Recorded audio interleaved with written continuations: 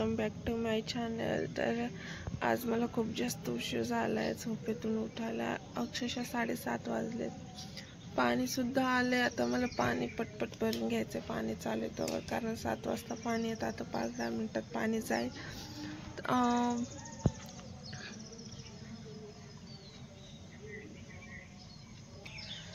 सकाळ सकाळी व्ह्यू किती भारी आहे, पावसाचा व्ह्यू किती भारी असतो ना।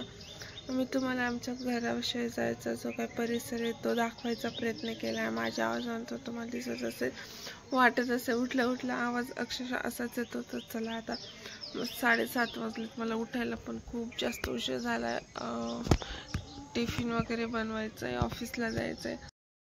काय सांगू तुम्हाला, आता एक तर मला उठायला उशीर झाला आणि त्यातली त्यात लाईट सुद्धा गेली। मग मी ठरवलं थोडंसं मला किचन डेकोरेशन करायचं होतं, किचनचा थोडासा नजारा बदलायचा होता। तर तो नजारा बदलायचा मी प्रयत्न केला। हे कप वगैरे, इथे माझा जार होता पाण्याचा तो मी काढला कारण खूपच जास्त विचित्र गडबड दिसत होती। आणि नजारा बदलल्यानंतर ही बघा बेडशीट मी ऑनलाईन घेतली, क्वालिटी खूप छान आहे। आणि ही बेडशीट जेव्हा मी टाकली ना बेडवर तर खूप छान लुक आला होता बेडचा।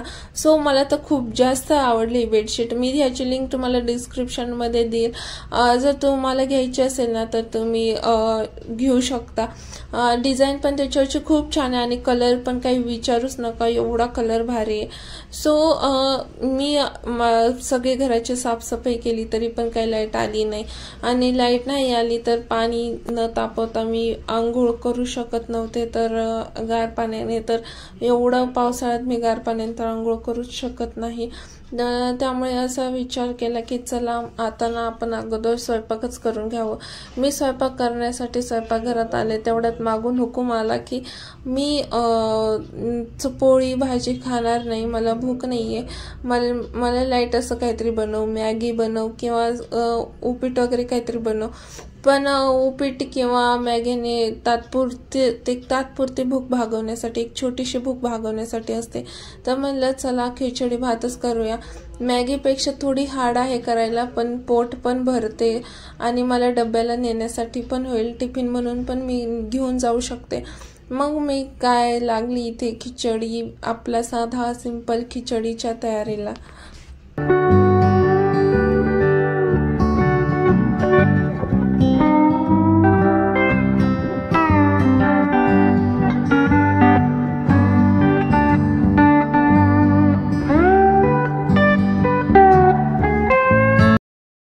आता तुम्ही म्हणता की तू हा फ्लावर गरम पाण्यामध्ये कशाला टाकलास, तर काय होतं माहितीये का, पावसाचे दिवस आहेत, अळी वगैरे असू शकते फ्लावर मध्ये। तर मग आपण एकदम बारीक नाही बघू शकत ना, तसं मी बघून चिरते। पण नकळत जर एखादी अळी राहिली असेल ना तर ती गरम पाण्यात फ्लावर टाकून द्यायचा, ती अळी आपोआप बाहेर निघते। तर अशा पद्धतीने तुम्ही पण नक्की ही ट्रिक वापरा। नंतर मग माझी सर्व तयारी झालेली आहे। मी जे तांदूळ वगैरे छान धुवून मस्तपैकी खिचडी करायला टाकलेली आणि आता माझी खिचडी सुद्धा रेडी होईल। आणि काय सांगू तुम्हाला आजची माझी व्यथा, चक्क मी माझी खिचडी अर्धी तयारी झाल्यानंतर नशीब तेव्हा तरी लाईट आली, नाही तर मग काही खरंच नसतं माझं। फक्त हातपाय तोंड धुवूनच मला ऑफिसमध्ये जावं लागलं असतं। असं जोक नका समजू बरं का, पण खरंच मला गार पाण्याने जर आंघोळ करायची म्हणलं ना तर माझ्या अंगावर काटा उभा राहतो। त्यामुळे मी गॅसवर पाणी तापवलं असतं पण गरम पाण्यानेच आंघोळ केली असती। अशा पद्धतीने मग मी लगेच किचन सुद्धा क्लीन करून घेतलं, कारण स्वयंपाक झाल्या किचन क्लीन करून घेतलं ना तरच काम आवरतं, नाही तर ते तसंच काम मागे पडून जाते। आणि नंतर मग फायनली पाणी सुद्धा तापलं आणि मी आंघोळ केली। आंघोळ केल्यानंतर मी स्वतः फ्रेश व्हायला लागले। काय नाही हो, ऑफिसला जाताना एकदम साधी सिंपलच जाते मी। एक छोटासा पोनी बांधली पाठीमागून आणि सनस्क्रीन मॉइश्चरायझर वगैरे लावून ऑफिसला जाण्यासाठी तयार होतच आहे मी।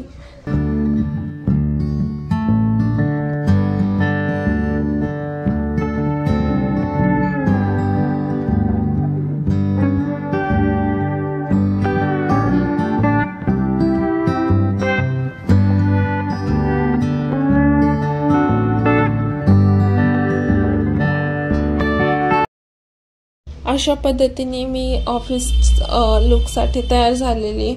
काय नाही हो, एकदम असं प्रॉपर तयार होण्यासाठी ना एवढा टाईम माझ्याकडे नसते, कारण माझा 9चा टायमिंग आहे ऑफिसचा. त्यामुळे घरातली कामे सुद्धा करावी लागतात. सगळी घरातली कामे करून ऑफिस हँडल करावं लागते. बघा, लगेच मी तयार नाही झाले की लगेच आले. कपडे जे काही धुतले होते ना ते वाळू घालण्यासाठी. आणि काय असतं माहिती आहे का, एका लेडीजच्या आयुष्यात तिचं घर सांभाळणं, हे आपण जॉबला जातो ना तेवढंच महत्त्वाचं असतं, घर सांभाळणं.